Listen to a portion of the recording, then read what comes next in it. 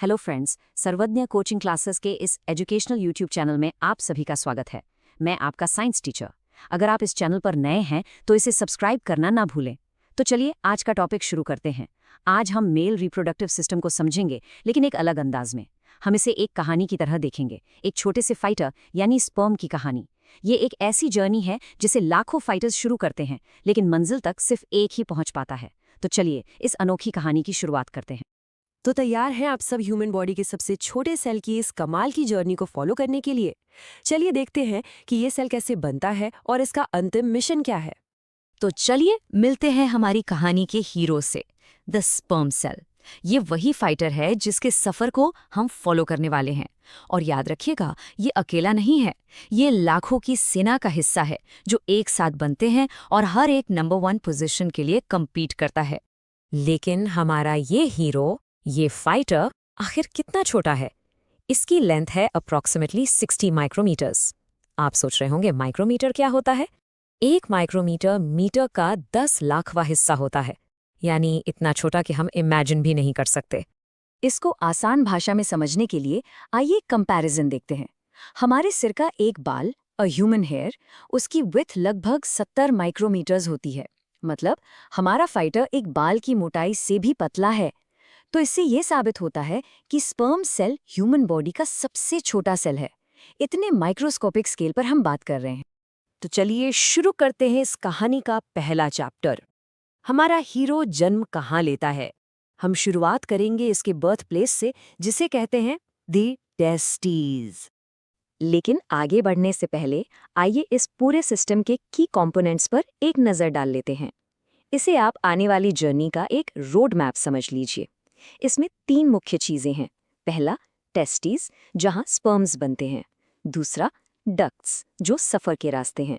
और तीसरा, ग्लैंड्स, जो इस सफर में जरूरी मदद करते हैं। चलिए सबसे पहले टेस्टिस की बात करते हैं। Testes are paired, oval-shaped organs responsible for producing sperm and the male hormone testosterone. They are located in the scrotum. मतलब ये 2 ओवल शेप्ड ऑर्गन्स होते हैं जिनके 2 बहुत जरूरी काम हैं। पहला, ये वो फैक्ट्री है जहां हमारे स्पर्म फाइटर्स बनते हैं, और दूसरा, ये मेल हार्मोन यानी टेस्टोस्टेरोन प्रोड्यूस करते हैं। आप नोटिस करेंगे कि ये स्क्रोटम नाम की एक पाउच में मेन बॉडी के बाहर लोकेटेड होते हैं।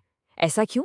क्योंकि स्पर्म प्रोडक्शन के लिए एक खास टेम्परेचर चाहिए होता है, जो बॉडी टेम्परेचर से लगभग 2 से 3 डिग्री सेल्सियस ठंडा हो। तो ये एक तरह से एक अलग टेम्परेचर कंट्रोल्ड प्रोडक्शन यूनिट है।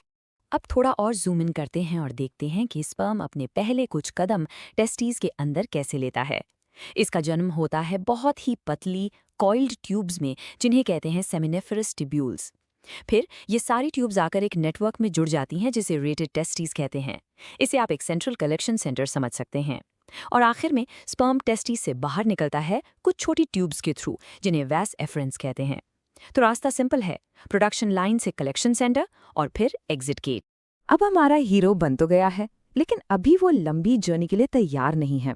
उससे पहले ट्रेनिंग की जरूरत है, और ये ट्रेनिंग होती है हमारी दूसरी लोकेशन पर, द एपिडाइडमिस। तो welcome to the training ground. The epididymis is a long, coiled tube where sperm mature and gain the ability to move, which is called motility. तो एपिडिडिमिस एक लंबी कॉइल ट्यूब है जहां sperm, आप कह सकते हैं कि फिनिशिंग स्कूल जाता है। यहाँ 2 बहुत इंपॉर्टेंट चीजें होती हैं। पहला, स्पर्म मैच्योर होता है, और सबसे जरूरी, उसे मूव करने की यानी तैरने की एबिलिटी मिलती है। इस स्किल को मोटिलिटी कहते हैं, और इसके बिना स्पर्म का अपना मिशन पूरा करने का कोई चांस नहीं है। और अब एक हैरत अंगेज फैक्ट। अगर आप इस एपिडिडाइमिस को सीधा खोल दें तो ये लगभग 6 मीटर यानी 20 फीट लंबा होगा। सोच के देखिए, एक 60 माइक्रोमीटर का छोटा सा स्पर्म 20 फीट लंबी ट्यूब से गुजरता है, सिर्फ मैच्योर होने के लिए। इससे पता चलता है कि यह ट्रेनिंग प्रोसेस कितना जरूरी और डिटेल्ड है। ऑलराइट, तो अब हमारा फाइटर ट्रेन्ड है, मैच्योर है, और उसके पास मोटिलिटी भी है। अब वो जर्नी के अगले हिस्से के लिए तैयार है। तो चलिए चलते हैं सेक्शन 3 पर, द लॉन्ग हाईवे। एपिडिडाइमस से निकलने के बाद स्पर्म एक लंबी ट्यूब में एंटर करता है, जिसे वास डेफरेंस कहते हैं। ये ट्यूब स्क्रोटम से ऊपर जाकर यूरिनरी ब्लैडर के ऊपर से घूमती है। फिर ये वास डेफरेंस एक छोटी ट्यूब इजैक्यूलेटरी डक्ट से जुड़ जाती है, और आखिर में ये डक्ट यूरिथ्रा में खुलती है, जो बॉडी से बाहर जाने का कॉमन रास्ता है। यूरिथ्रा को यूरिनोजेनिटल डक्ट भी कहते हैं, क्योंकि ये यूरिन और सीमन दोनों को कैरी करता है। हाँ, लेकिन कभी एक साथ नहीं। अब इस लंबे हाईवे पर हमारा फाइटर खाली हाथ नहीं जा रहा। उसके साथ एक सपोर्ट क्रू है जो रास्ते के लिए जरूरी सामान प्रोवाइड कर रही है। तो चलिए अपने चौथे सेक्शन में इस क्रू से मिलते हैं, द एक्सेसरी ग्लैंड्स। इस सपोर्ट क्रू में 3 मुख्य सदस्य हैं। पहला, सेमिनल वेसिकल्स, जो जोड़ी में होते हैं। दूसरा, एक सिंगल प्रोस्टेट ग्लैंड। और तीसरा, काउपर्स ग्लैंड, ये भी जोड़ी में होता है। ये हर ग्लैंड एक स्पेशल फ्लूइड बनाता है जो स्पर्म को उसके मिशन में मदद करता है। तो ये ग्लैंड्स आखिर करते क्या हैं? सेमिनल वेसिकल अपना फ्लूइड इजैकुलेटरी डक्ट में डालता है। इस फ्लूइड में फ्रक्टोज भरपूर मात्रा में होता है, जो एक तरह का शुगर है। ये स्पर्म के लिए एक हाई एनर्जी ड्रिंक की तरह काम करता है। फिर प्रोस्टेट ग्लैंड और काउपर्स ग्लैंड दोनों अपने फ्लूइड्स सीधे यूरिथ्रा में रिलीज करते हैं। ये सारे फ्लूइड्स मिलकर एक लिक्विड मीडियम बनाते हैं, जिससे स्पर्म को तैरने में आसानी होती है और ज़रूरी न्यूट्रिशन और प्रोटेक्शन भी मिलता है। तो हमारा फाइटर तैयार है, रास्ता साफ है और सपोर्ट क्रू ने ज़रूरी सामान भी दे दिया है। अब वक्त आ गया है फाइनल मिशन का। चलिए देखते हैं हमारा 5वां और आखिरी सेक्शन, सीमेन एंड इजैकुलेशन। तो इस फाइनल मिक्सचर को हम क्या कहते हैं? इसे कहते हैं सीमेन। Semen is the mixture of sperm and the secretions from all 3 accessory glands. ये याद रखना बहुत जरूरी है कि सीमेन सिर्फ स्पर्म नहीं है, ये स्पर्म और तीनों एक्सेसरी ग्लैंड से निकले फ्लूइड्स का कॉम्बिनेशन है। ये एक पूरी गाड़ी की तरह है जो स्पर्म को उसके सफर पर ले जाती है और प्रोटेक्ट करती है। और अगर हम सीमेन की बनावट को देखें तो एक चौंकाने वाला फैक्ट सामने आता है। सीमेन का लगभग 95% हिस्सा सिर्फ ग्लैंड से निकला हुआ सपोर्टिव फ्लूइड होता है। स्पर्म्स तो कुल वॉल्यूम का सिर्फ 5% होते हैं। यानी सीमेन का ज्यादातर हिस्सा हमारे छोटे फाइटर्स को जिंदा और एक्टिव रखने के लिए डिजाइन किया गया सपोर्ट सिस्टम है। और इस छोटे से 5% हिस्से में कितने स्पर्म्स होते हैं? एक सिंगल इजैकुलेशन में 300 से 400 मिलियन यानी 30 से 40 करोड़ स्पर्म्स हो सकते हैं। ये सिर्फ एक फाइटर नहीं है, ये 40 करोड़ योद्धाओं की एक पूरी सेना है जो सब एक ही मिशन पे निकले हैं। सोच सकते हैं कंपटीशन कितना ज्यादा है। And the process of releasing this semen from the body is called ejaculation. ये है सफर का आखिरी स्टेप, मेल रिप्रोडक्टिव सिस्टम से बाहर निकलने का लॉन्च सीक्वेंस। तो आइए इस पूरे सफर को एक बार रिकैप करते हैं। अपने जन्म से लेके एग्जिट तक एक माइक्रोस्कोपिक स्पर्म लगभग 6.5 मीटर का सफर तय करता है। ये उसके खुद के बॉडी लेंथ से लाखों गुना ज्यादा है। सच में एक एपिक जर्नी है ये। और ये बात हमें वहीं ले आती है जहां से हमने शुरू किया था। इस सफर का सबसे अद्भुत तथ्य ये है कि लाखों शुरुआत करते हैं, पर कामयाब सिर्फ एक होता है। उस 30 से 40 करोड़ स्पर्म की सेना में से सिर्फ एक ही आगे जाकर एग को फर्टिलाइज करेगा और एक नई जिंदगी की शुरुआत करेगा। तो अब सवाल ये उठता है, इस अकेले विजेता के लिए उसके सफर के अगले पड़ाव पर कौन सी चुनौती इंतजार कर रही है? ये कहानी हम किसी और दिन जानेंगे। मुझे उम्मीद है कि आपको आज का टॉपिक अच्छे से समझ आ गया होगा। अगर आपको ये एक्सप्लेनर पसंद आया तो वीडियो को लाइक और शेयर जरूर करें और आगे के अपडेट्स के लिए सर्वज्ञ कोचिंग क्लासेस को सब्सक्राइब करके बेल आइकन दबाना ना भूलें। धन्यवाद। हेलो फ्रेंड्स, सर्वज्ञ कोचिंग क्लासेस के इस एजुकेशनल यूट्यूब चैनल में आप सभी का स्वागत है। मैं आपका साइंस टीचर। हमारा मिशन है आपको क्वालिटी एजुकेशन प्रोवाइड करना आसान भाषा में। अगर आप नए हैं तो चैनल को सब्सक्राइब करना ना भूलें। तो बच्चों, लास्ट क्लास में हमने मेल रिप्रोडक्टिव सिस्टम के बारे में पढ़ा था। आज हम आगे बढ़ेंगे और उसके काउंटरपार्ट यानी फीमेल रिप्रोडक्टिव सिस्टम को डिटेल में समझेंगे। ये एक बहुत ही प्रिसाइज और ब्यूटीफुली टाइम सिस्टम है जो लाइफ को कंटिन्यू करने के लिए जरूरी है। चलिए शुरू करते हैं। आज के इस सेशन में हम क्या क्या कवर करेंगे? सबसे पहले हम सिस्टम की लोकेशन और उसका एक ओवरव्यू लेंगे। फिर हम की ऑर्गन्स और उनके इंपॉर्टेंट रोल्स को समझेंगे। उसके बाद हम एग की जर्नी को ट्रेस करेंगे और आखिर में एक वुमन की रिप्रोडक्टिव टाइमलाइन को एक्सप्लोर करेंगे। तो सबसे पहले एक बेसिक सवाल से शुरू करते हैं। फीमेल रिप्रोडक्टिव सिस्टम बॉडी में कहाँ होता है? इसका जवाब ही मेल और फीमेल सिस्टम्स के बीच का एक सबसे बड़ा डिफरेंस है। देखो, ये एक बहुत ही इंपॉर्टेंट कॉन्ट्रास्ट है।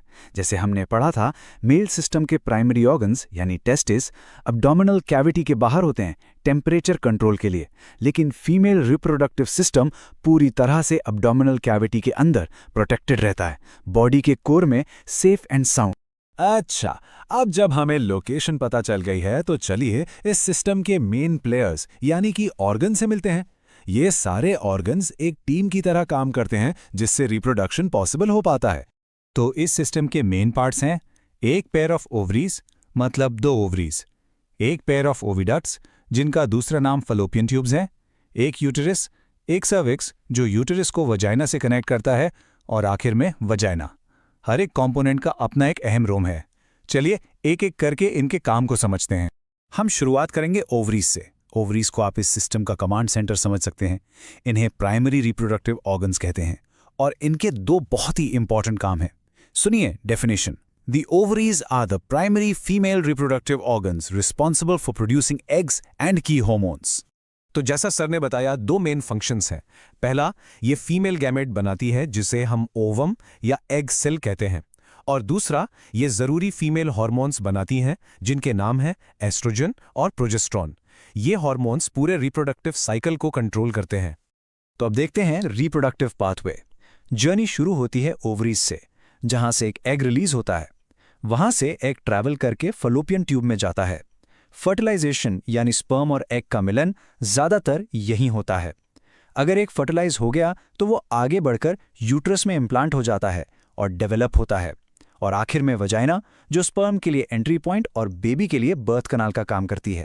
बिल्कुल, यूट्रस सिर्फ एक ऑर्गन नहीं है बच्चों, ये एक डेवलपिंग बेबी का पहला घर है। ये एक स्ट्रॉन्ग मस्कुलर ऑर्गन है जिसे नई लाइफ को प्रोटेक्ट और नर्चर करने के लिए डिजाइन किया गया है। यहाँ एक और इम्पॉर्टेंट डिफरेंस है।